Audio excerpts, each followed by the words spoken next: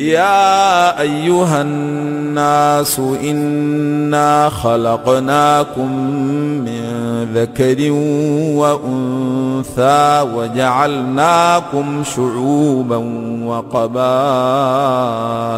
لتعارفوا إن أكرمكم عند الله أتقاكم إن الله عليم خبير.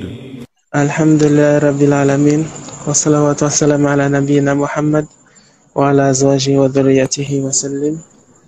السلام عليكم ورحمة الله. وعليكم السلام ورحمة الله وبركاته. Masha'Allah, hayakallah. Bienvenue, comment ça va? Ça va et toi?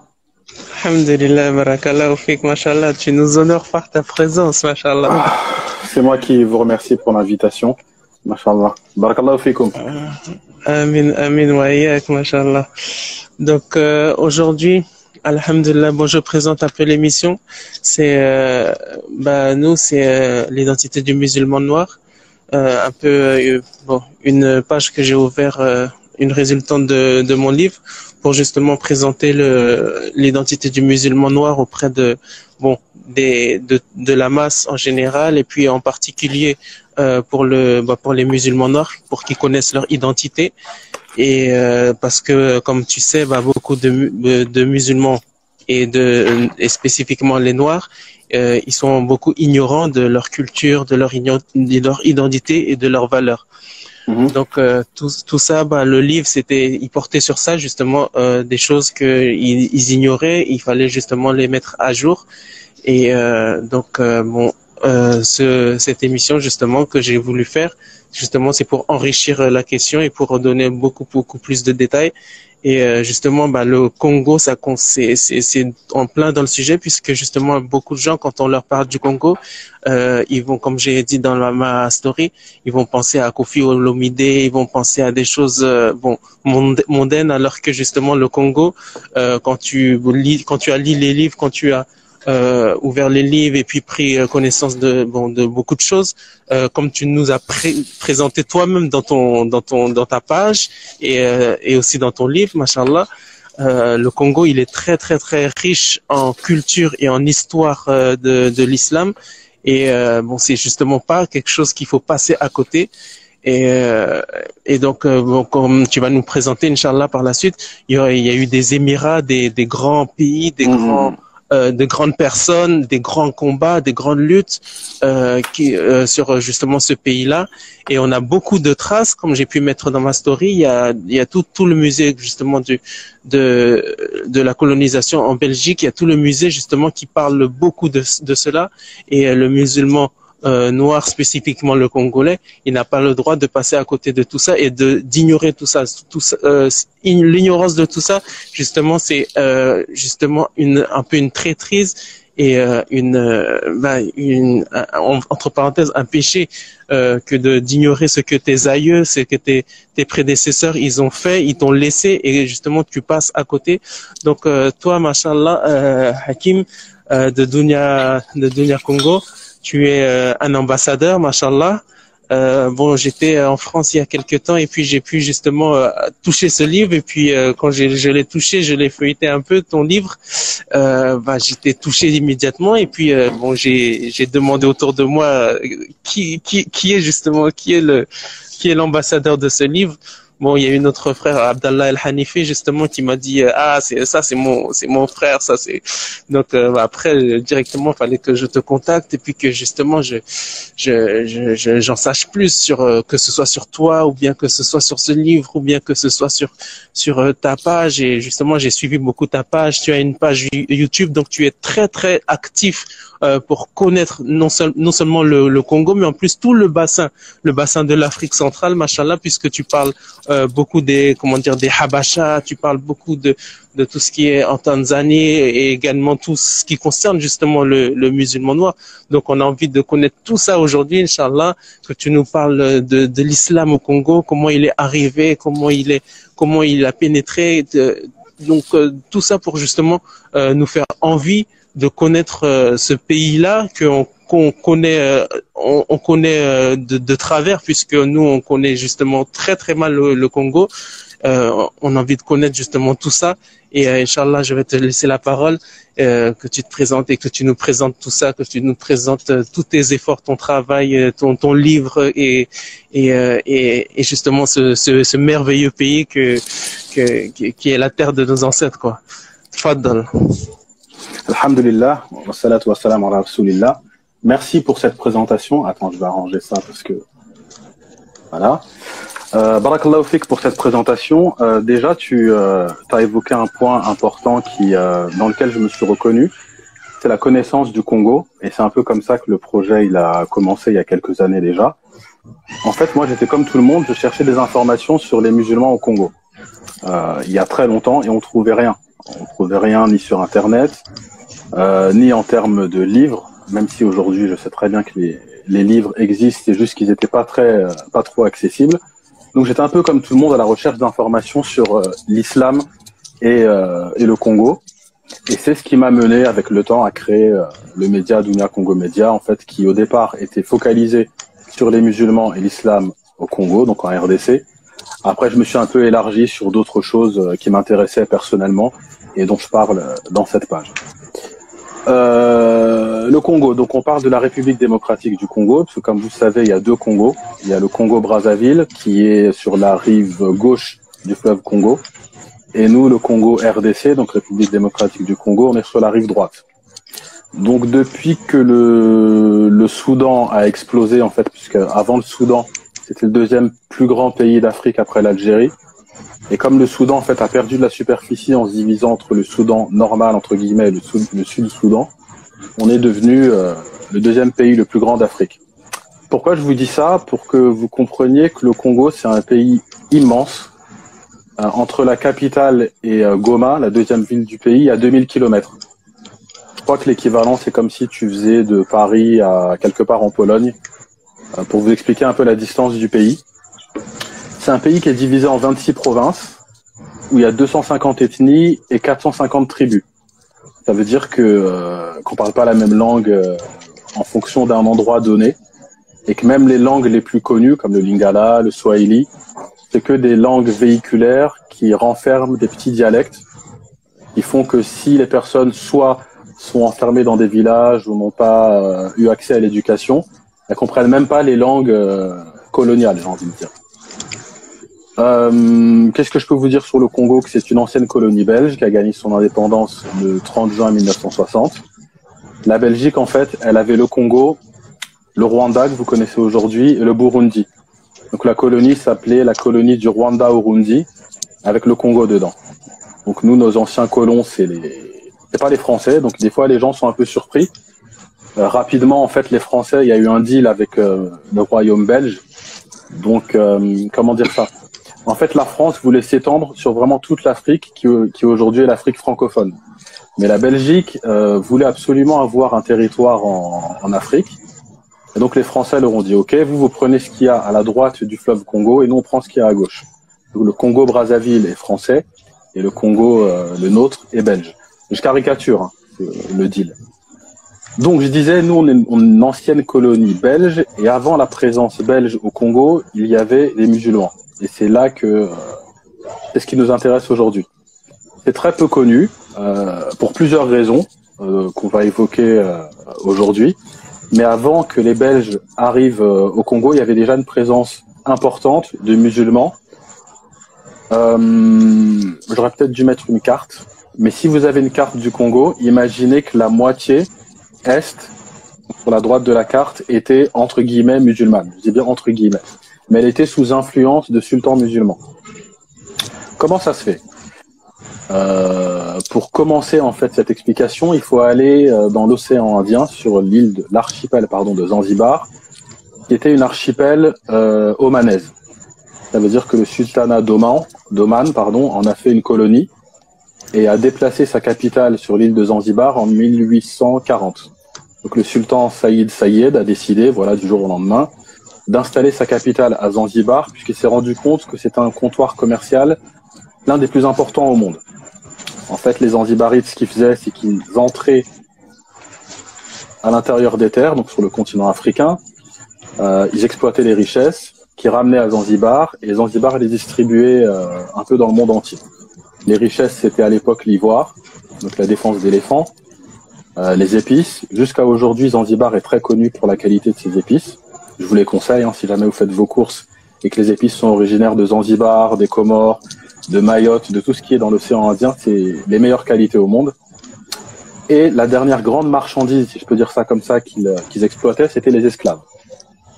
Donc, si vous avez une carte avec vous, je suis désolé, j'ai pas préparé tout ça.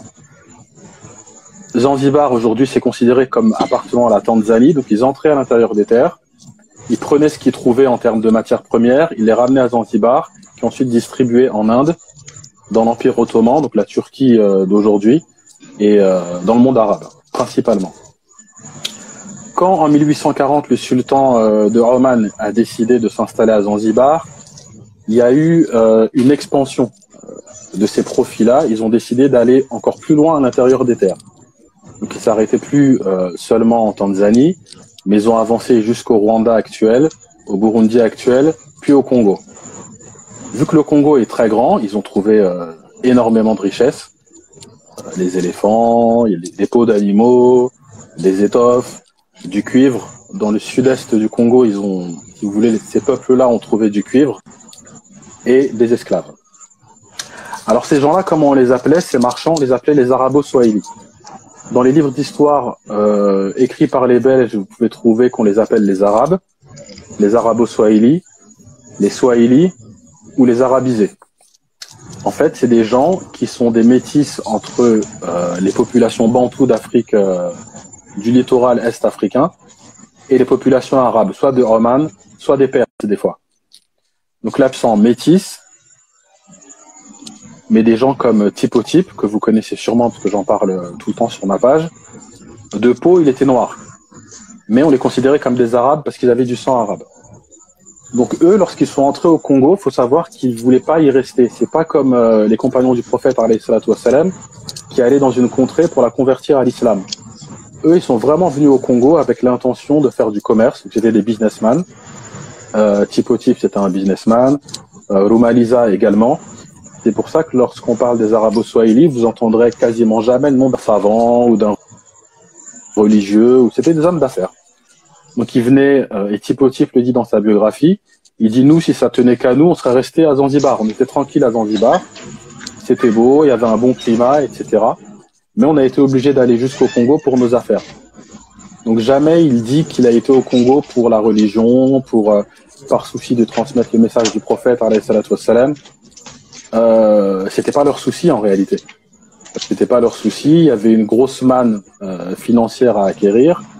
Il y avait de grosses richesses et c'était une opportunité plus ou moins facile à avoir. Donc ils ont sauté sur l'opportunité.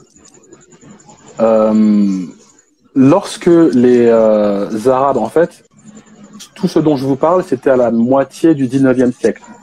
Vers 1850, ils ont vraiment commencé à s'installer au Congo. À la même époque, les Européens ont aussi commencé à s'intéresser au Congo. Donc, pour ceux qui ne savent peut-être pas, le Congo, ça a été l'un des derniers territoires explorés par les Européens. Donc, ils connaissaient pas ce pays, ils connaissaient pas cette zone. Et même dans les cartographies, c'était un peu le trou noir, le Congo. Ça a inspiré un livre que je vous conseille de lire qui s'appelle Au cœur des ténèbres. Donc, c'est un livre qui explique comment les Européens voyaient le Congo un peu comme un trou noir. Ils imaginaient ça comme une jungle avec des cannibales, avec des bêtes féroces, avec des hommes primitifs. Et ils craignaient un peu ce pays. Comme c'était quand même une zone qu'ils n'avaient pas cartographiée, ils ont décidé de l'explorer. Et les Européens, avant tout projet de colonisation, ils envoyaient des agents. Donc, ils envoyaient des hommes, des spécialistes, des explorateurs, qui allaient sur la contrée en question pour un peu voir comment se comportaient les populations, voir la démographie, voir la géographie, et ensuite voir si c'est, j'allais dire, avaliser la colonisation, mais quoi qu'il en soit, chaque fois qu'ils ont eu l'occasion, ils ont colonisé ces territoires-là. Donc, il y avait une présence européenne minime, c'était des agents, comme David Livingstone, Henry Morton Stanley, pour les plus connus, et c'est eux qui étaient au Congo à cette époque-là. Alors, les musulmans, comment est-ce qu'ils s'organisaient? Je parle dans mon livre du sultanat du Maniema. Le Maniema, pour les personnes qui connaissent pas le Congo, c'est une région à l'est, pas trop à l'est, entre l'est et le centre-est. Et c'est là que les Arabes, je vais dire les Arabes, hein, je peux dire les Arabo-Swahili, mais je vais dire les Arabes, c'est dans cette région-là qu'ils ont installé leur capitale. La ville de Kasongo était leur capitale culturelle, marchande, j'ai envie de dire. C'est là qu'ils se sont installés en premier lieu de la manière la plus puissante. Kasongo, jusqu'à aujourd'hui, c'est une ville qui est, d'après ce qu'ils me disent, à 90 voire 100% musulmane. Certains disent même qu'il n'y a jamais eu de christianisme à Kasongo, jusqu'à aujourd'hui, et c'est l'un des seuls endroits au Congo. Donc ça, c'était la capitale, c'était pas la capitale marchande, pardon, c'était la capitale politique. Donc c'est là où les sultans prenaient les décisions, etc. La capitale commerciale et marchande, c'était Niangoué. Niangoué, c'était, comment dire ça? Ceux qui habitent en Île-de-France, vous connaissez le marché de Rungis. Niangoué, c'était ça. Sauf que c'était le plus grand marché aux esclaves de toute l'Afrique centrale. Donc ils vendaient des pointes d'ivoire, ils vendaient des poteries, de l'art local, mais ils vendaient énormément d'esclaves. Alors comment est-ce qu'ils acquéraient les esclaves? C'était souvent par... donc ça c'est un tabou souvent chez les Africains. Beaucoup d'Africains ne veulent pas reconnaître que l'esclavage existait déjà dans les tribus africaines. Donc il y a une tribu A qui va combattre une tribu B, et les vaincus de la tribu B vont devenir les esclaves de la tribu A. Donc ils vont les servir, souvent ils prenaient leurs femmes, leurs hommes en âge de combattre, ils les tuaient, et les plus jeunes, ils en faisaient des esclaves. Donc ça existait déjà. Lorsque les Arabes sont venus, bien sûr, et ils le pratiquaient aussi là où ils étaient, donc ils ont continué à prospérer grâce à ce système-là. Donc ils prenaient des esclaves, soit des villages qui voulaient pas collaborer avec eux, parce qu'en fait, quand les Arabes s'installaient à un endroit, ils disaient voilà, nous on vient, on fait du commerce, on a besoin de vos ressources, laissez-nous la main sur vos ressources. Lorsqu'il y a des chefs coutumiers qui acceptaient, ils faisaient affaire ensemble, et lorsqu'ils refusaient, ils les combattaient, ils les réduisaient en esclavage. Ou alors ils disaient à un chef coutumier est-ce que vous avez des esclaves à nous donner? Si le chef venait de, je sais pas, il sortait d'une guerre et qu'il avait des captifs sous la main, il les négociait et ça restait c'est triste à dire aujourd'hui avec notre vision, mais il faut comprendre que c'était vraiment des affaires. Et souvent, lorsqu'on parle de l'esclavage dans cette partie du monde, je parle pas de l'esclavage transatlantique avec les Européens, aussi triste que ça soit, c'était des affaires. Donc ils vendaient des pointes d'ivoire, ils vendaient des choses immatérielles, enfin matérielles, et ils vendaient aussi des choses immatérielles, donc des hommes, des femmes et des enfants. Les Arabes, lorsqu'ils s'installaient en fait dans un endroit, ils gouvernaient sous la forme d'un sultanat. Donc il y avait le sultan. Donc dans chaque contrée musulmane qui est connue au Congo, il y avait un chef avec des ministres, avec des gens qui lui rendaient des comptes et avec des gens qui faisaient la guerre pour lui. C'est pour ça qu'on parle de plusieurs sultanats au Congo. Ils se répartissaient en fait entre le Maniema, donc la région du Maniema, centre-est du Congo, le sud du Congo, la région aujourd'hui qu'on appelle du Tanganyika, c'est par là qu'ils sont entrés, et ça allait jusqu'au Sankuru, qui est aujourd'hui le milieu du Congo. Donc c'est pour qu'ils n'ont pas colonisé la moitié du Congo, mais leur zone d'influence, c'était la moitié du Congo. Affaires, ça veut dire l'influence la plus notable, c'est sur la langue, qui est le Swahili. Le Swahili, qui est un mélange des langues bantoues. Donc les langues bantoues, c'est toutes les langues de l'espace bantou. Donc il y en a énormément, je ne peux pas toutes les citer. Donc c'est un mélange de ces langues-là, de la langue arabe, du perse. Je ne sais plus quelle langue on trouve, quel mot on trouve dedans. Mais c'est un peu un mix de toutes les cultures qui se sont rencontrées en Afrique centrale et en Afrique orientale. Donc là, on est dans l'aspect culturel et l'aspect politique et économique de la présence arabe au Congo. Maintenant, la présence religieuse. Comment ça se fait qu'aujourd'hui, il y ait des musulmans au Congo par rapport à ce qui s'est passé à cette époque-là? Lorsque les Arabes venaient, ils venaient avec des fusils et ils avaient une puissance militaire supérieure aux tribus qui étaient déjà au Congo. Donc lorsqu'il y avait une guerre, pour les tribus locales, et les Arabes, ils apparaissaient un peu comme un peu les surhommes. Ils mouraient pas beaucoup dans les guerres, c'est toujours l'ennemi qui mourait, donc les Africains comprenaient pas trop. Et ils les voyaient en plus lorsque venait le moment de la prière, donc ils faisaient leurs ablutions. Et nous, là je dis nous en tant que congolais, africains, etc., dans nos coutumes ancestrales, on n'a pas ce type de rituel-là. Donc ils comprenaient pas pourquoi les Arabes faisaient leurs ablutions, priaient, etc. Et ils pensaient que l'eau qu'ils utilisaient dans leurs ablutions, c'était une eau magique. Ils disaient, attends, mais si à chaque guerre, eux ils sont avec leurs fusils, ils tuent des gens, et nous quand on leur tire dessus, ça marche pas, peut-être que l'eau qu'ils utilisent, c'est une eau magique qui les protège des balles. Petite parenthèse, en Afrique, on est très, surtout au Congo, on est très, comment ils appellent ça? Les religions où on est en contact Animiste. avec l'animiste. Barakallahu fik. Et ça, c'est une réalité, qu'on soit d'accord avec ou pas, ça existe. Donc là-bas, par exemple, quand il y a un mort, ils ont une cérémonie, je sais plus trop comment elle s'appelle, vous m'excuserez. Ils versent de l'huile de palme du vin de palme, pardon, sur le sol en l'honneur des morts.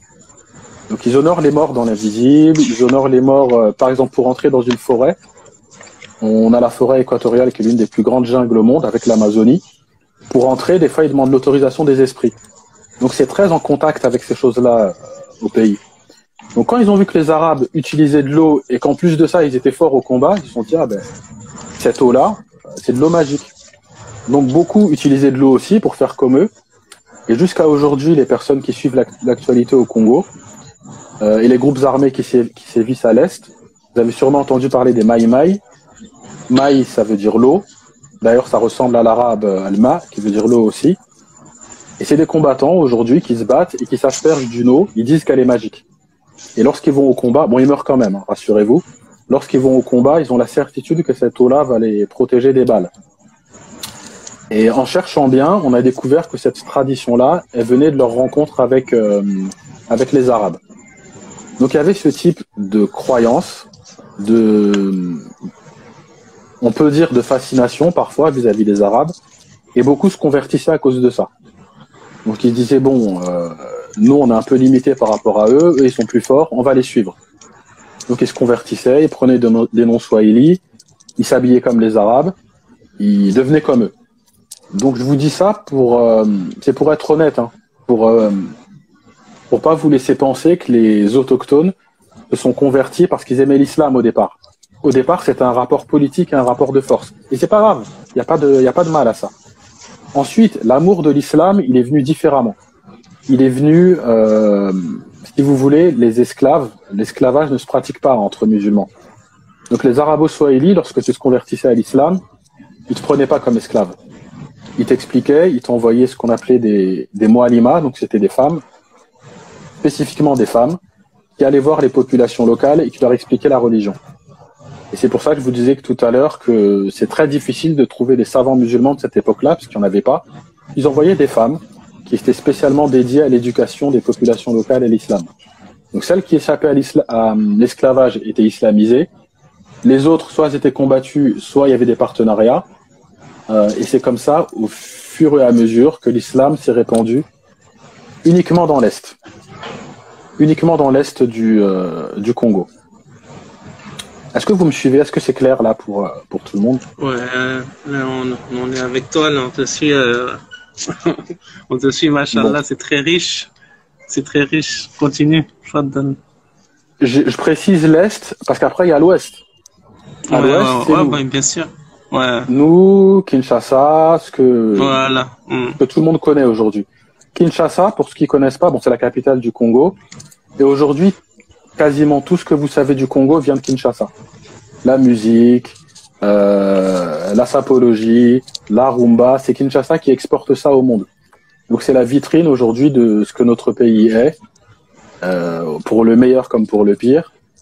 Et le Congo est tellement grand. Moi, quand je travaille avec des gens de Kinshasa et avec des gens de l'Est, c'est une mentalité complètement différente, mais totalement. Donc c'est pour ça quand on dit souvent dans les clichés, ouais, les Congolais ils sont comme ça, les Congolais ils font ci, ils font ça. J'ai un peu de mal parce qu'on est tellement différents entre Kinshasa et entre Goma que c'est pas la réalité. Alors Kinshasa, à l'époque coloniale, ça s'appelait Léopoldville, puisque les colons, chaque fois au Congo, toutes les villes qu'ils ont entre guillemets conquises et qu'ils ont arrachées aux chefs locaux, ils leur ont donné leur nom à eux. Donc Léopoldville, parce que le roi des Belges qui a mis la main sur le Congo s'appelait le roi Léopold II. Donc lorsque Stanley a pris la ville de Kinshasa au chef qui s'appelait Ngaliema. C'était le chef africain qui était sur Kinshasa. Il a dit, en l'honneur du roi, on va l'appeler Léopoldville. C'est comme Brazzaville, hein, chez nos frères du Congo-Brazza. C'est le nom de Savorgnan de Brazza. Ils l'ont gardé, ce nom-là, alors que c'est le nom du colon qui a permis...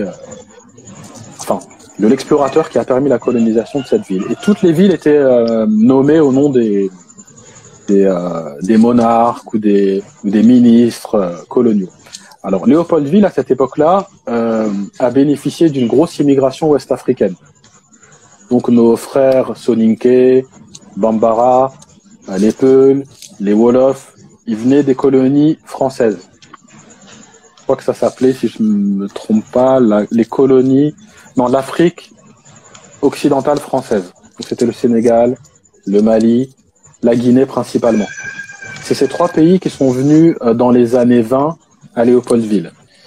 Ils ont aidé à la construction du chemin de fer dont j'ai oublié le nom, sur le fleuve Congo.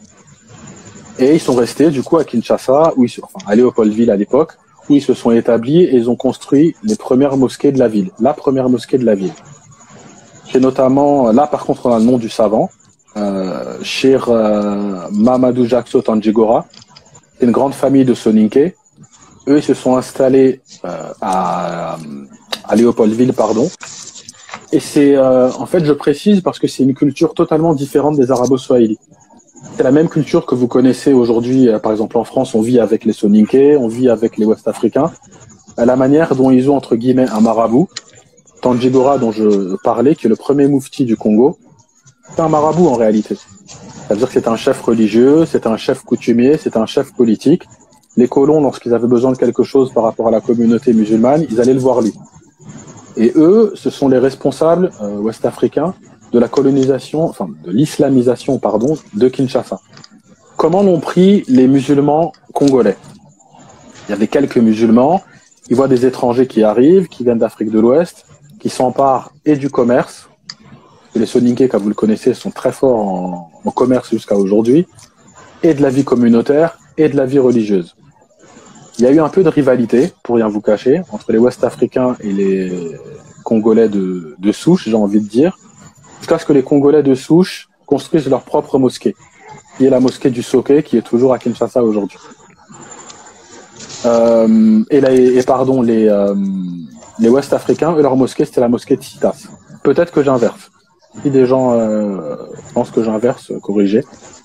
Mais voilà, en gros, les Ouest-Africains, c'est eux les artisans de l'islamisation de Kinshasa, qui n'ont rien à voir avec les arabo-swahili. Donc à Kinshasa, c'est des musulmans étrangers qui ont fait la religion, qui l'ont influencée, qui l'ont hiérarchisée. Et dans l'Est, c'était des musulmans locaux. Puisque même s'ils venaient de Zanzibar, que c'était des arabo-swahili, avec le temps, ils ont fait des enfants et des petits-enfants, jusqu'à ce qu'ils soient persécutés par les Belges. Et c'est là où je vais en venir. À l'Ouest, ça se passait bien pour les Ouest-Africains, qui n'avaient aucun problème avec l'administration coloniale. À l'Ouest, c'était beaucoup plus compliqué. Pourquoi? Parce qu'il y a eu une guerre au début du 19e siècle qui s'appelle les campagnes arabes de l'État indépendant du Congo. Lorsque le roi Léopold II a vu qu'il avait l'opportunité d'entrer au Congo et de se servir de l'esclavage pratiqué par les Arabes pour le dénoncer au monde entier, il dit ce qu'on va faire, c'est qu'on va aller au Congo, on va dire au monde entier que là-bas il y a des esclavagistes arabes qui réduisent à néant les populations locales. On va argumenter du fait qu'on va sauver ces Africains de ces Arabes-là et nous on va s'installer à leur place. Bien évidemment, les musulmans n'étaient pas d'accord et ça a donné lieu à partir de 1892. En réalité, ça a commencé en 1885, les campagnes arabes de l'État indépendant du Congo. Cette guerre, retenez-le bien parce qu'après, avec l'actualité et ce qui se passe à l'Est aujourd'hui à Béni, cette guerre-là, c'est le premier, le seul et l'unique djihad qui a été mené au Congo, où des Arabes se sont battus contre où des musulmans se sont battus contre des non-musulmans pour que la parole d'Allah soit la plus haute. C'est la seule fois. Il n'y a jamais eu après, il n'y avait jamais eu avant. Je vais pas vous raconter les détails de cette guerre parce qu'elle est très compliquée. Mais en gros, les Arabes ont perdu. Les Arabes, pendant cette guerre-là, n'ont pas hésité à employer des chefs indigènes, dont Gongo Lutete, dont j'ai sorti une vidéo la semaine dernière, je crois, il y a 2 semaines, En fait, lorsqu'il y avait un chef indigène qui était sensible à leur cause, ils l'embauchaient, ils travaillaient pour les Arabes contre les colonisateurs.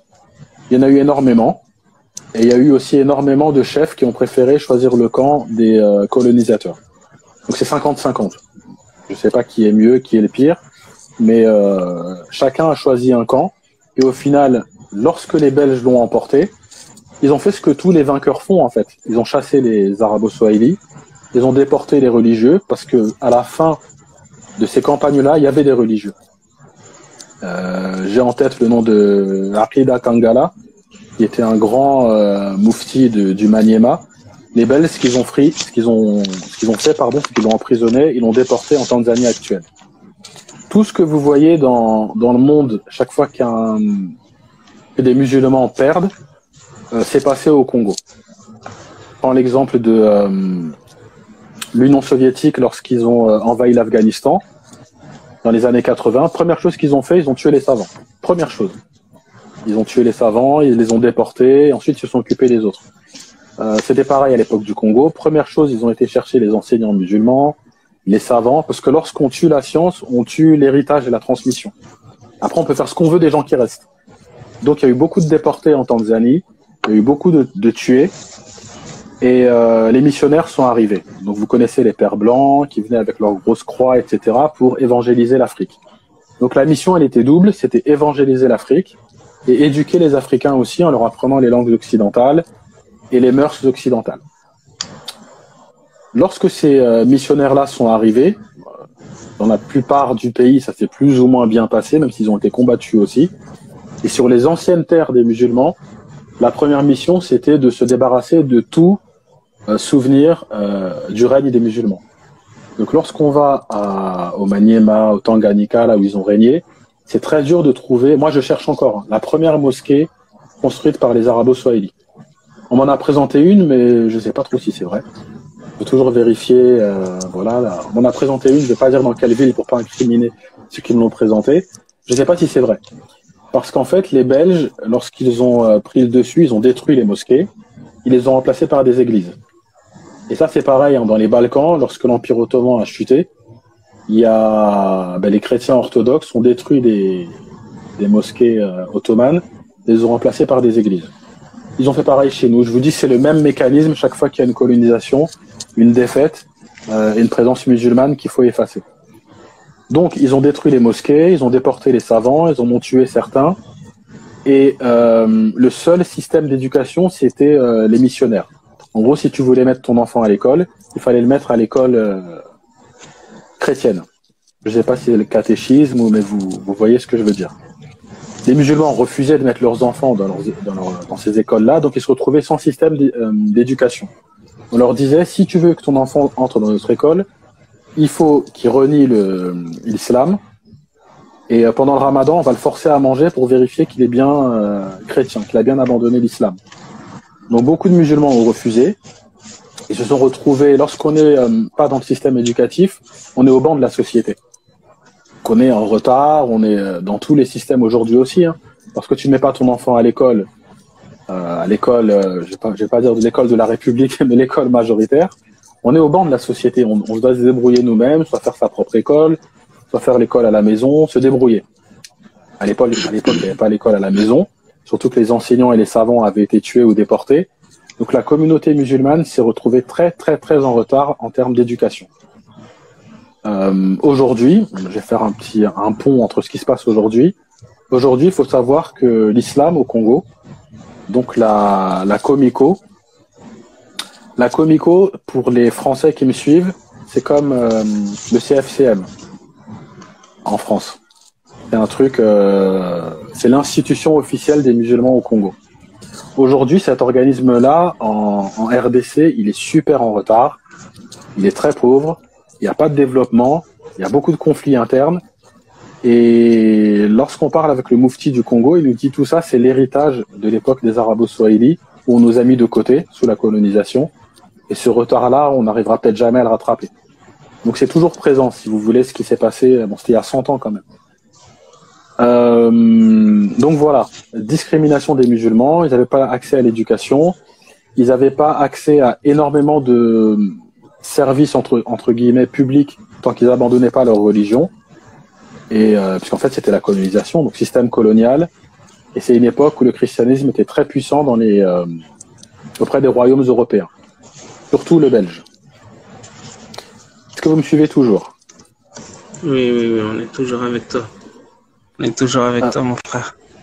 Ensuite, après la période coloniale, pour avancer, il y a eu la période de l'indépendance.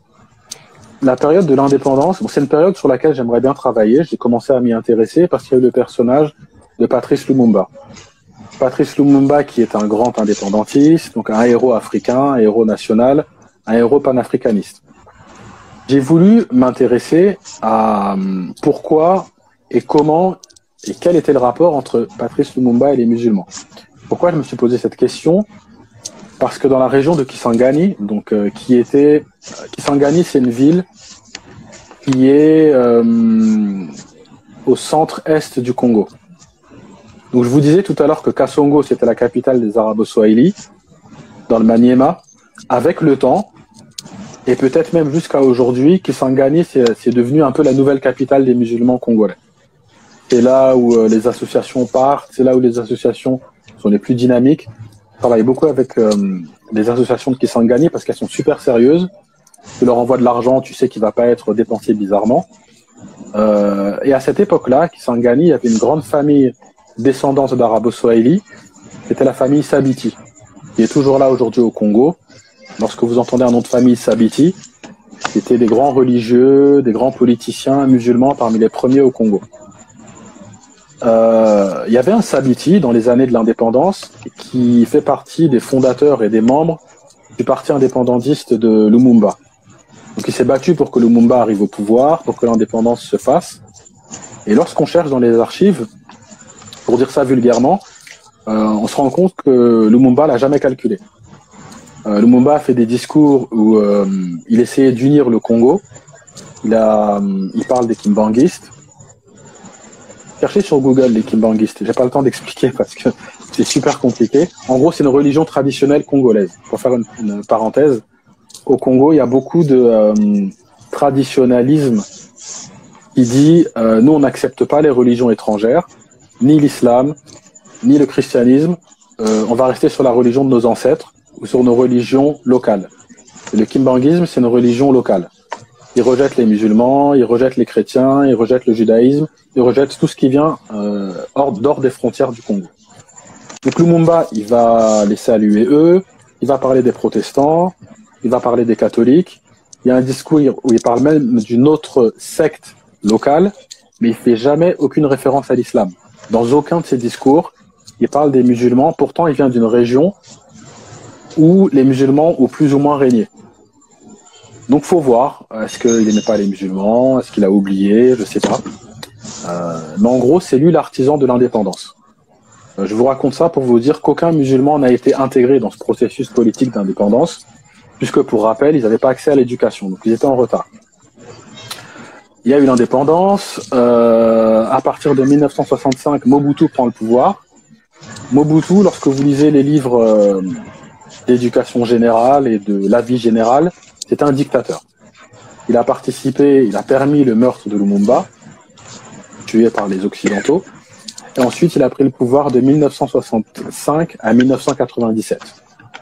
Mais par rapport aux musulmans, il est assez apprécié, Mobutu, parce que c'est lui qui a ouvert la voie aux musulmans, qui étaient persécutés, qui étaient mis à l'écart, etc. Lui, en 1972, il leur a dit « Ok, organisez-vous, faites un truc entre vous pour qu'il y ait une institution musulmane à laquelle on puisse se référer. » Et c'est là qu'est née la communauté islamique au Zaïre, donc la Comisa, en 1972. Le Zaïre, parce que le Congo, comme vous le savez, de 1900, ça a commencé quand d'ailleurs 77, ça s'est mis en place, même en 1971 je crois, jusqu'en 1997, le Congo s'appelait le Zaïre. Donc nous on est des Congolais, on est des Zaïrois, on est de ce que vous voulez, mais ça s'appelait le Zaïre pendant toute cette période-là, sous Mobutu. Donc il y avait un drapeau différent, il y avait un hymne national différent, L'avantage, c'est que Mobutu, lorsqu'il a institué le Zaïre, il a dit toutes les villes dont je vous parlais tout à l'heure qui ont des noms de colonisateurs, on va les dégager et on va les appeler sous le nom de nos ancêtres. Donc les villes ont retrouvé leur nom d'origine, les noms d'avant la colonisation. Donc il a permis l'institutionnalisation, le mot est compliqué, pardon, de l'islam en RDC, au Zaïre, pardon, et on va avoir notre premier moufti officiel en 1972. Il va s'appeler Amrani bin Juma. Vous étonnez pas s'ils ont des noms arabes, maintenant vous avez compris, hein, si vous avez bien suivi depuis le début, c'est les descendants des arabo-swahili. Donc beaucoup de gens que je vais citer ont des noms arabes ou des noms qui ressemblent à de l'arabe, puisque c'est du swahili. Et il faut savoir par rapport à ça qu'aujourd'hui au Congo, on a beaucoup de gens qui ont des ancêtres musulmans, mais ils ne le savent pas. Ils ont des noms swahili, ils ont des noms arabes, mais ils ne savent pas en fait que dans leur généalogie, il y a des Omanais, il y a des Perses. Mais nous, quand on les entend, on reconnaît en fait. Des gens qui s'appellent Omar, qui s'appellent Mohamed, qui s'appellent Amrani, etc. Il y en a encore énormément aujourd'hui. Donc le premier moufti, c'est Amrani bin Juma en 1972. Et sa nomination, elle est annulée deux ans plus tard. C'est le début des problèmes politiques. Accrochez-vous, ça va durer jusqu'à aujourd'hui. On est qu'en 1972. Il est contesté par les autres imams qui disent non, il n'est pas bien, il lit pas bien le Coran, il parle pas super bien arabe. Et c'est Hassan ibn Sabiti Mafuta Mingi qui prend le pouvoir en 1972. Vous avez remarqué que dans son nom, il y a un Sabiti. Donc c'est le descendant du Sabiti qui a aidé Lumumba à prendre le pouvoir. Il lui-même est un descendant d'un grand chef arabo-swahili qui a gouverné à l'est du Congo. Donc les Sabiti, comme je vous disais, c'est une grande famille musulmane aujourd'hui dans notre pays. Donc lui va devenir le deuxième moufti. Lui, il va permettre à l'islam zaïrois d'être connu à l'international.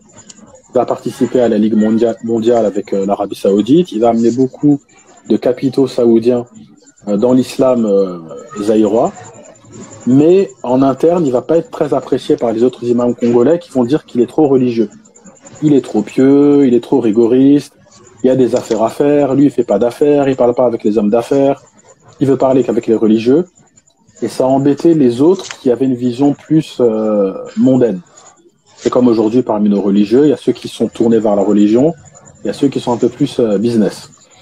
Donc ils ont réussi à faire un petit coup d'État en 1978. Ils l'ont délogé de son poste et c'est un autre qui a pris le pouvoir.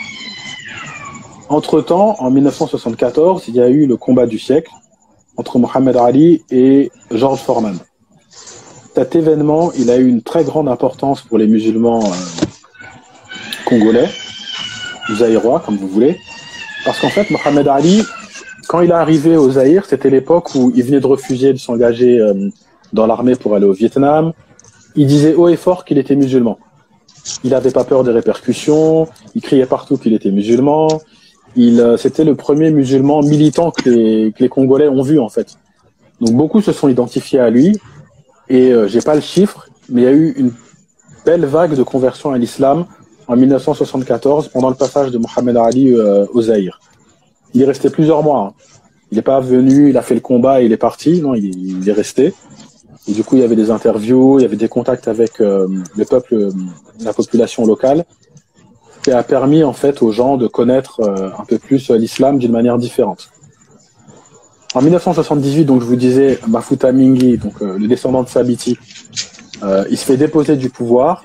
Et il faut pas oublier qu'on est dans un système dictatorial avec Mobutu qui veut tout contrôler.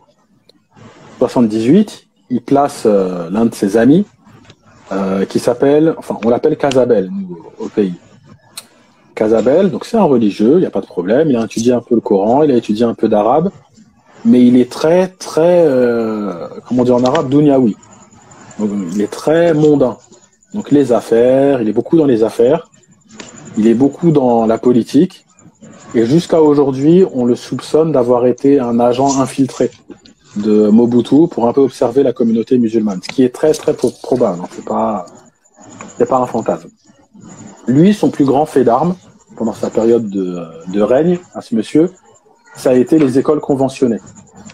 Donc au Congo, on a un système, les musulmans, lorsqu'on veut avoir nos propres écoles, On fait appel à l'État, on lui dit voilà, je caricature, nous on va avoir nos écoles conventionnées islamiques, donc reconnaissez cette école comme une école de l'État, sauf qu'elle est musulmane.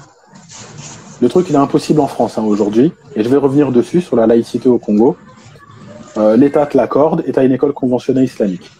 Donc Casabel, à son époque, a fait beaucoup de demandes pour des écoles conventionnées, sauf qu'on s'est rendu compte que l'argent alloué aux écoles était détourné, et les personnes qui déclaraient comme travaillant dans certaines écoles, en fait, c'est des personnes qui n'existaient pas, donc des emplois fictifs.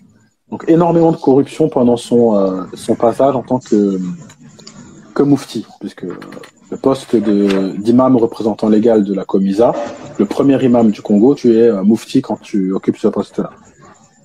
Donc lui, il a été destitué en 1988, mais il y a eu d'autres problèmes.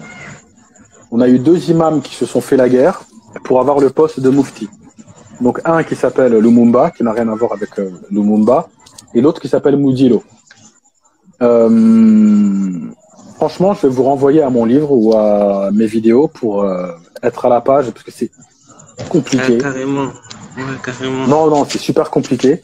Ils se sont battus pendant 10-12 ans. Et on avait, vu que le ministère de la Justice, c'est le ministère qui s'occupe des affaires religieuses, ils n'arrivaient pas à trancher. Pendant 12 ans, on a eu 2 mouftis. L'un et l'autre, l'un qui était reconnu à l'intérieur du pays et l'autre qui était reconnu à l'extérieur. C'était n'importe quoi, pour vous dire ça vulgairement. Et non seulement c'était n'importe quoi, mais la situation s'est reproduite il y a l'année dernière, dans notre pays. Donc tout ce qui est embrouille politique au sein de la Comisa, qui est devenue la Comico lorsque le pays a repris son nom de Congo en 1997, ça a duré de 88 à la fin des années 90 et ça a repris en 2019 jusqu'à le mois dernier quasiment. Donc c'est l'aspect politique de la gestion de l'islam en République démocratique du Congo. Moi, j'ai jamais vu ça nulle part ailleurs. C'est subhanallah. C'est super compliqué. Pour rester dans l'histoire, donc dans les années 70, on entre dans les années 80, 90, et l'année qui va m'intéresser, c'est 97. 97, c'est une année où Mobutu est renversé par le Laurent Désiré Kabila, et où les musulmans, en gros, savent plus trop où donner de la tête parce qu'il y a une situation sécuritaire jamais vue auparavant et qui dure jusqu'à aujourd'hui. Aujourd'hui, lorsque vous regardez les informations, que vous entendez qu'il y a des guerres au Congo, qu'il y a des problèmes, je vais expliquer rapidement parce que ça touche la communauté musulmane, mais très rapidement. En 1994, il y a le génocide au Rwanda. Hutu contre Tutsi, Tutsi, Hutu, etc., avec le génocide.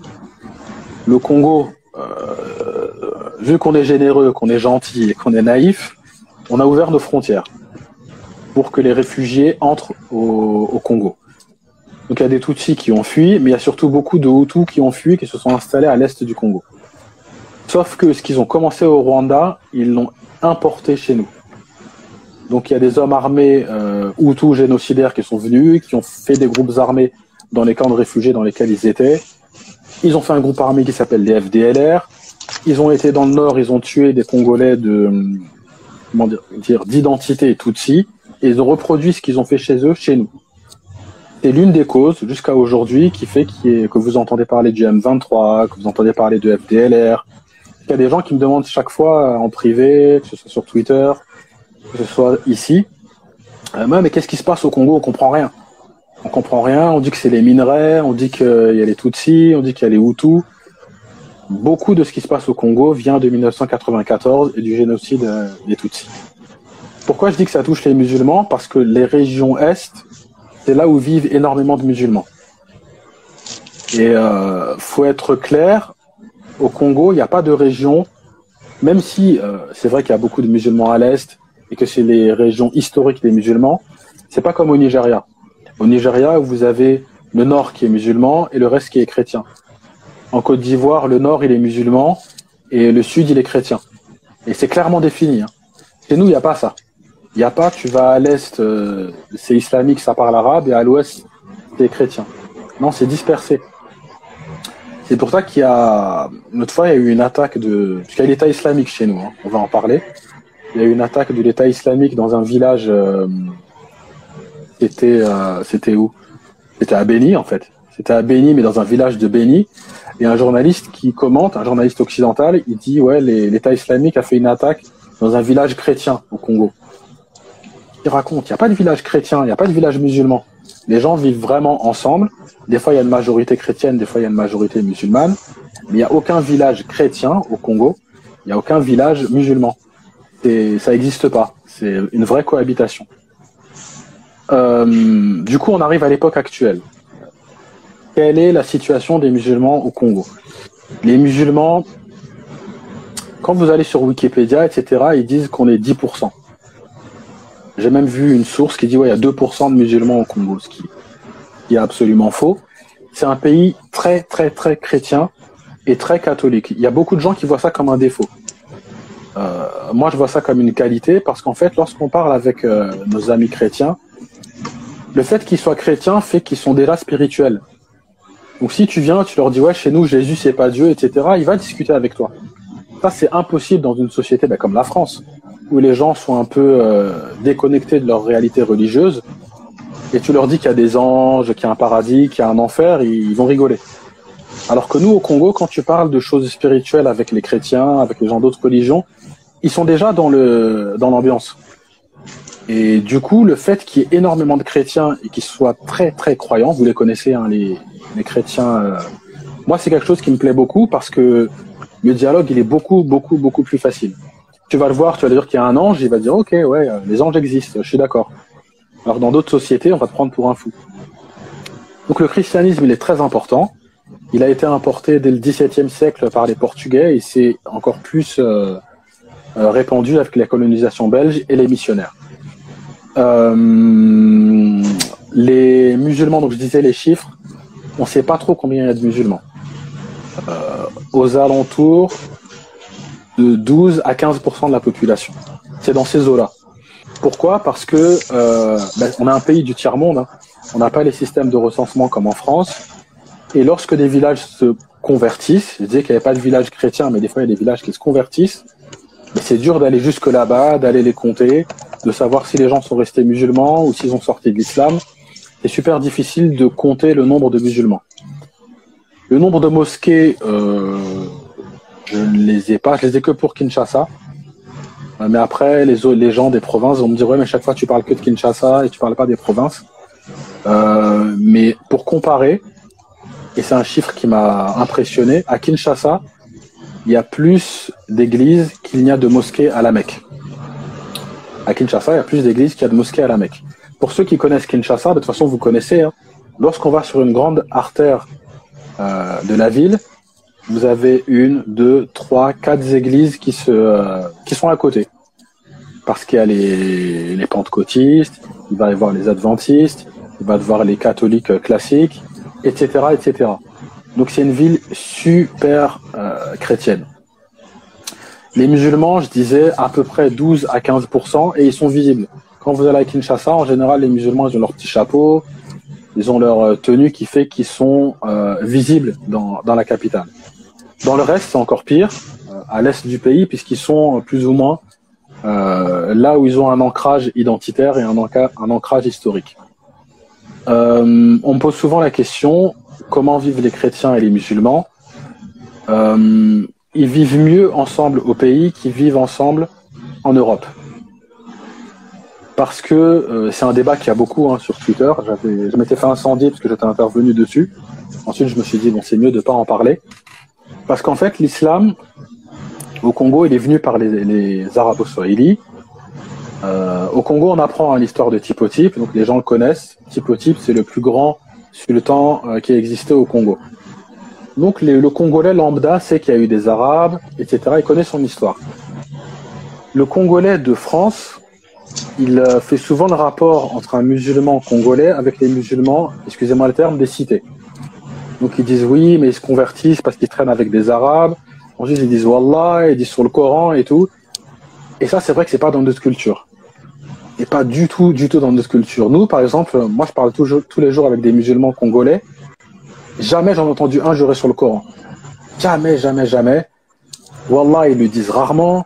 Et c'est vrai que c'est une grosse différence culturelle lorsque qu'un Congolais qui aime pas trop l'islam voit un Congolais de France qui dit Wallah, le Coran de la Mecque et tout. Ils disent ouais, mais en fait, il fait ça par mimétisme vis-à-vis des Arabes, il n'a pas de personnalité. Donc c'est pour ça que l'appréciation de l'islam entre le fait qu'on soit en France et au Congo, elle est super différente. Donc un Congolais lambda, il peut avoir aucun problème avec l'islam lorsqu'il est au pays, et lorsqu'il va en France, il va dire ouais, c'est une appropriation culturelle, on nous déracine, et du coup il n'aime pas l'islam. Mais au pays, puisque c'est la question, on vit bien avec les chrétiens. Il y a une bonne entente, il y a comme je vous disais, il n'y a jamais eu de conflit. Parce que tu es chrétien, je te fais la guerre, et parce que tu es musulman, je te fais la guerre. Il y a eu ça en Centrafrique, malheureusement, qui est notre voisin et nos frères du Nord. Mais nous, il n'y a jamais eu ça. Il y a des tensions, il y a de la compétition. Par exemple, je parlais avec un imam de Oisha qui demandait de l'aide pour la construction de sa mosquée. Et il me disait, le problème, c'est que les chrétiens qui sont à une avenue en face de nous, ils construisent aussi une église. Et leur église, elle est grande. Et ils ont de l'aide d'Italie, des chrétiens du monde entier. Et leur église, elle est super grande. Parce que quand ils ont appris qu'on construisait une mosquée, et qu'ils ont vu les fondations, et qu'ils ont vu qu'on partait sur un grand projet, ils ont dit non, nous, on va faire un truc encore plus grand pour leur montrer que notre religion est plus puissante. Donc il y a ce type de compétition-là dans certaines régions, mais rien de plus. Je vous parlais de l'État islamique. L'État islamique a décidé de s'installer chez nous depuis 1998 à peu près. Il y a des rebelles ougandais qui s'appellent les ADF qui voulaient renverser le pouvoir en Ouganda. Ils se sont fait chasser par leur gouvernement, ils se sont retranchés où? Au Congo, bien sûr. Comme je disais, tout à l'heure, on a ramassé un peu les problèmes des Rwandais, mais des Ougandais aussi. Depuis 1998, ils ont arrêté de se battre contre l'Ouganda, mais ils s'en prennent aux Congolais. Donc c'est, comme on dit dans les médias, c'est des islamistes. Même après vérification, j'ai beaucoup travaillé sur ce sujet-là. C'est pas un complot, c'est pas un truc des Occidentaux, c'est des vrais islamistes. C'est des gens qui vont dans les villages, qui tuent les chrétiens pour qu'ils se convertissent à l'islam. Vous allez dire, ouais, mais c'est contradictoire. Tout à l'heure, tu as dit, il n'y a plus jamais eu, depuis les campagnes arabes, de guerre musulmans contre chrétiens. C'est pas une guerre. Déjà, c'est pas des Congolais, c'est des Ougandais. C'est pas une guerre. Ils viennent, ils tuent gratuitement les gens. Donc, malgré cette situation-là, les musulmans avaient peur qu'il y ait un amalgame qui soit fait. Donc, les vrais musulmans congolais. Ils disaient, les gens viennent au nom de l'islam, ils tuent nos frères, donc nous, forcément, les gens vont se venger sur nous. Alhamdoulilah, il n'y a jamais eu ça au Congo. Jamais des chrétiens ont dit, OK, on va aller brûler les mosquées, brûler les maisons des musulmans parce qu'ils nous tuent. Donc les gens ont cette intelligence de faire la part des choses, que les actions qui sont posées au nom de l'islam ne représentent pas l'islam. Et ça, c'est une différence qu'il y a avec certains pays occidentaux. Et ça m'amène à la question de la laïcité et du rapport avec l'islam dans les pays occidentaux. Nous, au Congo, par exemple, on a au Nord Kivu le docteur Sheila Fatouma Hassan. C'est une femme qui est voilée de la tête aux pieds, un vrai hijab, hein, pas un hijab, mais juste un bandana. Et elle est députée provinciale au Nord Kivu. Ça dérange personne, n'a jamais dérangé personne, à savoir qu'elle, en parallèle, elle est médecin. Elle travaille à l'hôpital avec son voile. Il y a énormément de femmes, j'en connais beaucoup à Kinshasa, qui sont docteurs, donc dans le monde médical, qui gardent leur hijab. Ça n'a jamais posé de problème, ni dans l'espace, comment on dit, les services publics, ni en politique. Il y a des pays en Europe, tu mets un voile pour aller accompagner ton enfant à l'école, c'est la fin du monde. Alors imagine en étant ministre, elle est députée provinciale, et tout ça, si vous voulez, la visibilité des musulmans, elle pose pas problème chez nous. Donc, je suis pas en train de dire que tout est beau, que tout est rose. Je vous l'ai dit, il y a de la compétition, des fois il y a des tensions, mais en fait, eux, barakallahu fik, eux, quand ils sont arrivés, donc je disais que malgré leur présence et malgré leurs actions, les gens n'ont pas fait l'amalgame entre ce qui se passe avec l'État islamique et la réalité des musulmans congolais. Je comparais avec les pays occidentaux. En fait, chez nous, et c'est un truc qui me touche vraiment beaucoup, c'est que les chrétiens, ils nous connaissent. Ils savent que les musulmans ont quand même un certain patriotisme et sont pas capables de faire du mal à leurs voisins chrétiens. En gros, ce qui s'est passé en Centrafrique, chez nous, Allahu a'lam, on a la quasi-certitude que ça peut pas arriver. Les gens se connaissent. Ils se connaissent par cœur, ils ont confiance aux musulmans, même s'ils sont pas d'accord avec eux sur beaucoup d'aspects, même si des fois c'est tendu.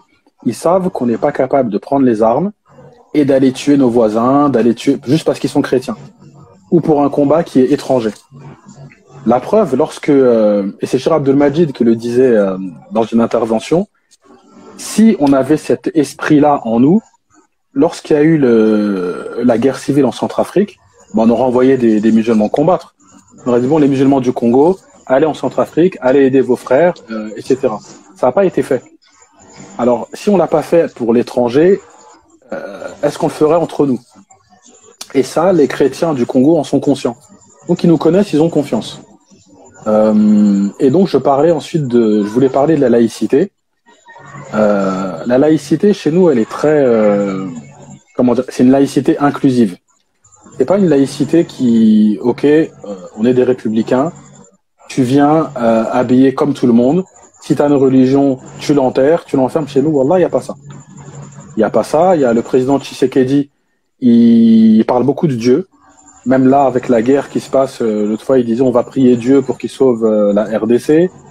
Il fait des prières. Et moi, ça me dérange pas du tout.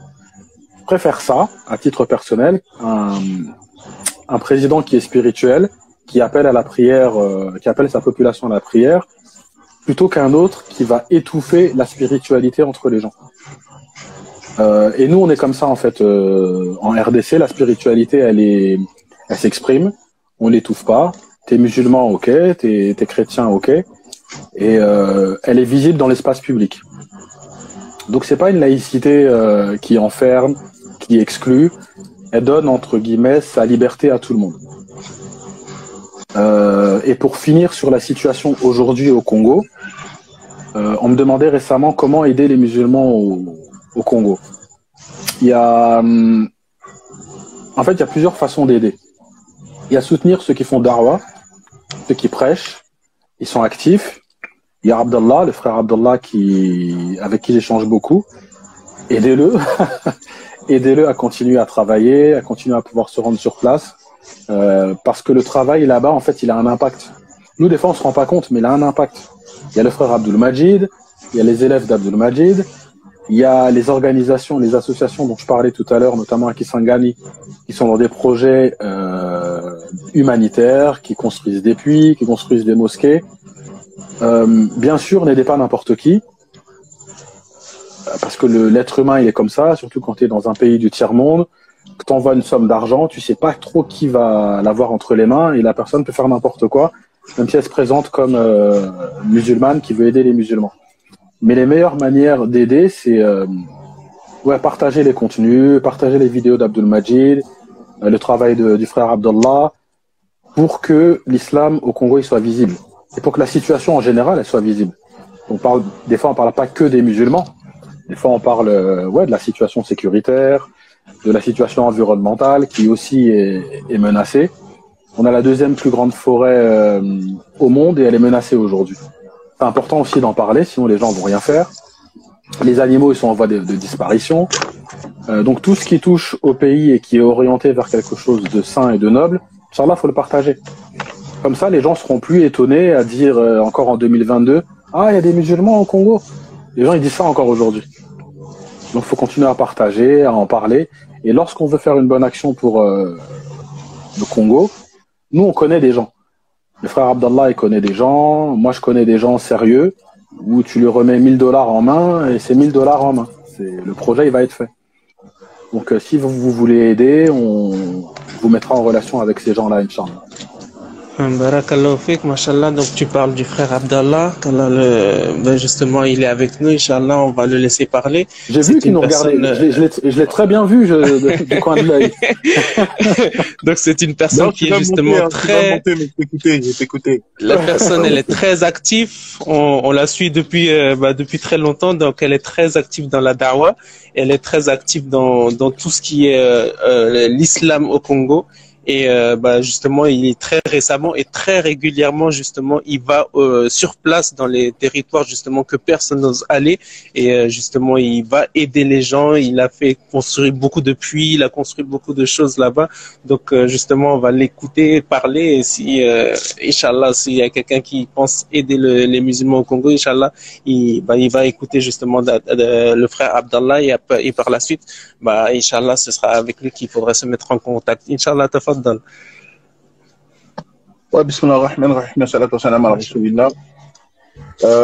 Déjà, barakallahu fik, frère Hakim, c'est toujours du travail de qualité, et surtout que c'est assez difficile de retracer, on va dire avec précision, l'histoire, on va dire l'historique de l'islam au Congo. C'est très très difficile. Il a cité pas mal de villes. Il a cité pas mal de villes que moi, alhamdoulilah, Allah, il m'a fait la grâce de pouvoir partir dans ces villes-là. Tu vois. Par exemple, il a cité la ville de Kisangani. La ville de Kisangani, c'est la ville natale de mon père. Et je suis aussi parti là-bas. La ville de Kasongo, quand il a cité également, je suis parti là-bas. J'ai pu voir justement la mosquée de Kasongo, les ruines, on va dire plutôt de la mosquée de Kasongo. On va être précis, on va dire les ruines. Après, il a cité aussi à Goma, je suis parti, alhamdoulilah. Béni aussi, je suis parti.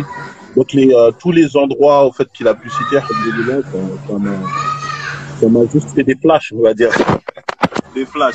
Mais ce qui est intéressant, c'est qu'effectivement la précision qu'il a pointé sur les événements passés montre la complexité de notre pays.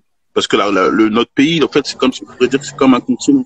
Donc il y a plusieurs cultures différentes. Donc j'ai aimé qu'il précise bien que la mentalité de l'Est, elle est totalement différente de la mentalité du Ouest, du Sud, en parlant de la capitale, Kinshasa et autres. C'est pas du tout la même mentalité. Il faut savoir aussi que on a énormément de pays frontaliers autour de notre pays. Rien que dans l'Est, on va citer quoi? On va citer 4. Allez, on va citer le Burundi, la Tanzanie, l'Ouganda et le Rwanda. Et par exemple, la Tanzanie, le lien que tu vas voir, les villes qui sont frontalières avec la Tanzanie, tu vas voir que leur culture, elle est quand même, on va dire, influencée également par la Tanzanie. Tu vas voir la même chose avec l'Ouganda ou autre. C'est ça qui fait que ça montre une diversité culturelle assez énorme au sein d'un même pays. Et ça, c'est peut-être ce qui a montré, c'est peut-être ce qui a participé, comme a dit le frère, à l'ouverture d'esprit congolaise. L'ouverture d'esprit congolaise, parce que cette diversité a très souvent été prise comme une richesse. Après, il y a eu des conflits, comme il a pu le citer avec le conflit Rwanda. Après, il y a peut-être certaines hostilités, mais on va voir que ça va pas aller bien loin. Autre chose qu'il a cité, qui était, moi je trouve que c'était très très intéressant d'appuyer sur ce point-là, c'est justement ce tabou que on ne cesse de cacher dans la communauté africaine, c'est que il y avait des Noirs qui vendaient d'autres Noirs aux Arabes, et ça c'était le commerce de l'époque, et c'était pas un esclavagisme ethnique de parce que t'es noir, je te vends. Il y avait des tribus qui combattaient d'autres tribus, voilà, quand il y avait des prisonniers, ils les vendaient pour avoir des accords avec d'autres tribus pour pouvoir avoir des biens. Il y avait un esprit très commercial. Et justement, ce qu'a dit le frère Hakim par rapport au fait de parler de la mentalité, enfin comment le business se faisait avec les Arabo-Swahili, c'est quelque chose qui a été encore hérité jusqu'à maintenant. C'est un héritage que malheureusement, peut-être d'un mauvais côté, les musulmans du Congo l'ont conservé. Et c'est pour ça qu'il y a beaucoup de conflits, même au sein de nos chefs religieux. Il y a énormément de conflits. Il y a des choses que toi tu peux pas faire toi-même. Et l'histoire, elle se répète. Bon, quand il a cité certains chefs religieux qui ont été mal vus dû à leur implication trop religieuse, même là, nous-mêmes, on est confrontés à ça quand on essaie de faire certains projets. Par exemple, moi, à Kisangani, j'ai le projet de faire un orphelinat. Je suis parti là-bas, j'ai le projet de faire un orphelinat, j'ai déjà commencé ce projet. Et Et tu vas voir que je peux pas le faire, ou certes, toute action que je pourrais faire qui aurait un lien avec le religieux, je suis obligé d'avoir un accord, enfin, d'être lié avec le comico. Et dans le comico, peut-être les gens, ils ont pas les mêmes pensées que toi. Tu vois, ça veut dire toi, peut-être, t'es là, tu veux faire avancer l'islam, l'autre, il va avoir un profit. Tu vois, l'esprit commercial qui était arabo-swahili, que lui-même, que Hakim a dit au début, c'était ça. Et ben, tu vas voir que certains, ils l'ont encore. Ils l'ont encore. C'est pas, sa priorité n'est pas forcément d'élever la parole d'Allah au-dessus de tout, mais sa priorité, c'est voilà, le business, la recherche un peu du pouvoir, sans citer de nom, hein, qu'Allah les guide tous, et voilà. Mais tu vas voir que ça peut être présent. Et le fait que peut-être des gens de la diaspora musulmane congolaise viennent, là, ça ramène un nouveau souffle. Tu vois, entre guillemets, je dis bien entre guillemets parce que nous, on recherche juste l'agrément chez Allah subhanahu wa ta'ala. Moi, je me suis fait un petit nom dû au fait que moi, je viens de la diaspora. Ça veut dire le fait que moi, je viens d'Europe et je vais dans les villages, tu sais, il y a des villages à Kasongo, à côté autour de Kasongo. Il y a des gens, ils ont été étonnés que moi, d'Europe, je vais jusque là-bas quand il y a des gens qui sont originaires de là-bas, dans leurs ancêtres, mais ils sont jamais partis là-bas. Tu vois, mais les mêmes membres de ma famille, mais en fait, toi, tu vas là-bas, nous, on n'est jamais partis là-bas. Tu vois le truc? Et ça, c'est peut-être un travail et à plus large pensée. Moi, je pense que les Africains de la diaspora, les musulmans de la diaspora, ont beaucoup de perspectives qui pourraient être effectuées s'ils ont l'engouement dans leur pays respectif. Et ça ramènerait un souffle. Tu vois, ça, clairement, je pense que ça ramènerait un souffle. Tu vois. Après, autre chose avant de laisser la parole pour pas la monopoliser, c'est que, comme a dit le frère, il avait parlé dû au fait de la différence entre la perception du musulman, quand on va dire que tu es congolais, musulman en Europe ou au pays. Tu vois, au pays, c'est pas du tout pareil. C'est pas du tout pareil. Ça veut dire quand tu dis t'es musulman, déjà à la base certains ils vont t'affilier. Avant c'était quoi les Westaf? Ah t'es parti voir les Westaf. On va pas dire forcément au départ les Arabes. On va dire les Westaf. Et les Westaf qui étaient moi je parle surtout à Kinshasa, je parle pas à l'est c'est encore autre chose. Mais du côté de Kinshasa tout ça, c'est que les Westaf ils avaient cette réputation d'être des fétichistes. Ça veut dire que quand tu étais musulman, là-bas, ils vont dire ça, il est devenu sorcier. Ah, comme Ndoki, ça c'est fini. On va te traiter de sorcier. En même temps, quand t'as ta soutane, tu fais peur. Tu vois le truc? C'est-à-dire, tu vois, avec ta soutane, tu sais, on va pas t'agresser ou un truc. Non, lui, là, il doit avoir des trucs bizarres. Tu vois, il doit faire de la sorcellerie. En même temps, tu leur fais peur. Maintenant, là, ça, avec la mondialisation, autre chose, tu vois que la mentalité, elle a beaucoup plus changé. Déjà, les Congolais musulmans, ils s'affirment beaucoup plus à la da'wa de l'interreligieux qu'on a pu effectuer, et notamment avec Dr Abdul Majid. Et cette chose-là, elle a fait que déjà les musulmans sont vus comme des gens qui sont intellectuels. Tu vois, tu vois, les chrétiens là-bas, ils vont commencer à te dire, oh, parle pas trop avec un musulman, sinon, tu vois, il va te dire des choses, tu vas être troublé. Les musulmans sont vus plus comme ça, et les musulmans sont vus comme des gens qui sont moins hypocrites que beaucoup de chrétiens. Parce que comme a dit le frère Hakim, à Kinshasa, chaque rue, il y a une église. À Kinshasa, c'est comme ça. Tu vas voir une rue, il y a une église. L'autre, il était plombier, il est devenu pasteur. L'autre, il est devenu... Chaque Congolais, je sais pas, moi, peut-être chaque Congolais, il peut dire, peut-être dans sa famille, il y en a un qui est prophète. Tu vois, il y a eu plus de prophètes au Congo qu'il y en a eu dans l'Ancien Testament ou dans le Hadith où on dit qu'il y a 124 000 prophètes. Tu vois le délire? Ça veut dire que à Kinshasa, c'est un business. Ouvrir une église, c'est un esprit de business. C'est comme le Nigeria, c'est du business. Et les musulmans sont vus comme des gens qui sont beaucoup plus respectueux ou beaucoup plus à cheval dans leurs principes religieux. Mais tu vas voir, quand tu grattes, il faut de l'admettre, que tu vas voir que même chez nos chefs religieux, cet esprit encore de business, il est encore présent, comme a pu le dire Hakim. Donc c'est sur ça que je voulais compléter par rapport à ce qu'il a dit. Ah, Mashallah, barakallahu fik, Autre chose, Mashallah, excuse-moi, autre chose que je voulais dire, oui, c'est par rapport non, à, comme le frère il a dit, c'est surtout avec les Arabo-Swahili, mais il y a aussi chez les Moulouba, tu vas voir que beaucoup de Moulouba, ils ont des noms, c'est même pas des musulmans, ils sont chrétiens, et ils ont des noms Hakim, Samir, Idriss, et eux, ils savent pas pourquoi ils s'appellent comme ça.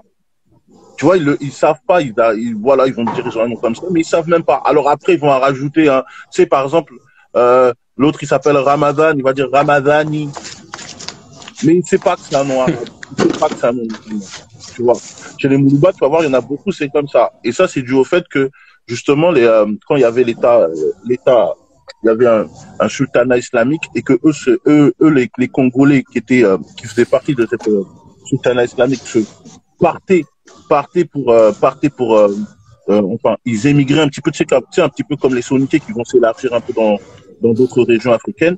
Ils étaient là et il y avait cette influence-là, le fait que certains ils se mariaient avec peut-être une chrétienne ou autre, et que leur fils il leur donne un nom, c'est comme ça que ça s'est fait. Et comme a dit le frère Hakim, il y a des gens, ils ont des ancêtres peut-être d'origine d'Oman ou du Zanzibar, ils sont même pas au courant. Par exemple, moi je sais que j'ai des origines chez mes ancêtres, j'ai des origines d'Oman. J'ai même fait mes recherches et j'ai pu voir qu'il y a j'ai de la famille en Oman et j'espère, Inch'Allah, les rendre visite. Mais tu vas voir qu'il y a beaucoup de gens dans la partie Est, effectivement, ils ont parmi leurs ancêtres des Arabes, mais malheureusement, ils l'ignorent. Allahu Akbar. Naam, jazakumullah khaira. Et Mashallah, c'était très très très riche, très instructif. Et qu'Allah vous fasse miséricorde. Et merci à nos frères, notre frère Hakim et à notre frère Abdallah. Bah, premièrement, le frère Abdallah, bon, je le connais bien et je suis tout ce qu'il fait depuis. Donc, la personne qui veut le soutenir, bah, il nous contacte. Inch'Allah, on lui passera le message. Et ça, toute personne qui veut soutenir l'islam au Congo, il n'hésite pas du tout. Il n'hésite pas du tout parce que, comme vous savez, c'est un pays justement qui subit la guerre. Et faut pas croire que la guerre qui se passe là-bas, ça touche pas les musulmans. Bien sûr, ça touche beaucoup les musulmans. Il y a beaucoup de familles qui sont dans le besoin. La communauté islamique est dans le besoin, donc faut penser aux musulmans de là-bas. Et donc le frère Abdallah, il est très actif, il va sur place, il va donner l'argent à des responsables conscients parce qu'il connaît les personnes, il y va très régulièrement, donc n'hésitez pas à soutenir tout son travail. Et également notre frère de Dunia Congo, comme vous avez pu le voir, il a fait son livre et puis il est très très actif justement pour faire connaître, pour ne plus que justement le Congo, ça soit un pays qu'on ne sait même pas de quoi il en est question. Donc, faut beaucoup soutenir ce travail. Et Inch'Allah, je vais mettre le lien et le livre sur ma page et vous pourrez, Inch'Allah, justement, avoir accès à ce livre. Qui est un livre à ne pas passer à côté, que vous soyez de l'Ouest Africa ou bien de Afrique centrale ou bien de Turquie ou bien de n'importe quelle balade. Inch'Allah, n'hésitez pas justement à connaître et à découvrir c'est quoi l'islam au Congo, qu'Allah vous fasse miséricorde. Et juste une petite note, bon, quand vous parlez de Congo, justement, je me sens l'islam en Centrafrique ressemble beaucoup à ce que vous décrivez. Et comme le frère il a dit, bon, ce qui s'est passé en Centrafrique ne peut pas se passer au Congo, mais il y a eu quelque chose, tu vois, parce que moi j'étais sur place avant que ça se passe et quand ça s'est passé, donc il y a eu ce petit déclic justement qui s'est passé et qui a embrasé tout ça, mais nous-mêmes, tu vois, c'était juste quelques mois à peine avant que l'histoire de la Centrafrique se passe. Je me rappelle, je passais et puis j'ai vu justement une émission sur le Rwanda et j'étais très étonné. Tu vois, même avec des chrétiens, on disait mais comment ça s'est passé cet événement? Et après, il y a eu ce déclic-là qui s'est passé en Centrafrique. Et bref, ça, c'est une autre question. Inch'Allah, j'en parlerai plus tard. Mais tu sais pourquoi? Je me permets de te couper. Tu sais pourquoi? Oui. Je disais ça parce que nous, au Congo, notre maladie, c'est le tribalisme. Donc les gens, s'ils prennent les armes, c'est plus pour défendre leur tribu que leur religion. Tribu, là, exactement. Ils vont se taper. Tribu, ils vont s'entretuer, ils vont faire tout ce que tu veux. La religion, c'est... Non, tu vois, ils vont... La preuve, il n'y a jamais eu. Mais en même temps, ce qui s'est passé chez nos voisins, au Rwanda et en Centrafrique, ça a beaucoup traumatisé au Congo. Au Rwanda, il n'y a que 2 ethnies majoritaires, Hutu et Tutsi. Oui. Et à 2, ils ont réussi à tuer le pays. Nous, comme je disais tout à l'heure, il y a plus de 250 ethnies. Imagine si chacun... Et c'est terminé. Donc, le fait de voir ce qui est arrivé chez les voisins, ça a aussi, entre guillemets, servi de leçon. Guerre religieuse, j'y crois pas. Mais si, regarde, Tshisekedi qui est Moulouba, s'il déclare la guerre à nous, les Bakongo ou autre, là, il y aura du sang. Là, ils vont... Ça, ils aiment bien. mais religieusement, je pense pas. Allahu a'lam, je pense pas. Et c'est pour ça que j'interviens, c'est pour te dire que l'histoire de la Centrafrique, au fait, ça n'a rien à voir avec la religion. Tu vois, l'histoire de la Centrafrique, au fait, la base, elle n'a rien à voir avec la religion. Et le côté religieux, il est venu après, accentué par tout ce qui est étranger. Parce que le Centrafricain, qu'il soit musulman ou chrétien, il est comme au Congo, comme tu l'as décrit exactement pareil, c'est les mêmes familles, c'est les mêmes gens, ils ont rien à voir avec ça. Et ce sont des étrangers justement qui sont venus installer cette pensée-là et ce bazar quoi. Et c'est comme ça que ça a commencé. Et même les musulmans, justement les musulmans de Centrafrique étaient contre ces étrangers-là, ils les combattaient. Et bon, Inch'Allah, de toute façon, je vais beaucoup en parler par la suite sur ma page. C'est important. J'en parlerai et puis j'expliquerai ce qui s'est passé justement avec ma vision justement de l'intérieur. Donc j'expliquerai plus tard, Inch'Allah, ce qui s'est passé réellement. Et quoi qu'il en soit, barakallahu fikum, jazakumullahu khair, qu'Allah vous fasse miséricorde. Et Inch'Allah, j'espère qu'on aura l'occasion de se retrouver une prochaine fois. Inch'Allah. Merci à toi pour l'invitation. Merci à toi. Et merci, un grand merci à toi aussi. Salam alaikum wa rahmatullahi wa barakatuh. Wa alaikum salam wa rahmatullahi wa barakatuh.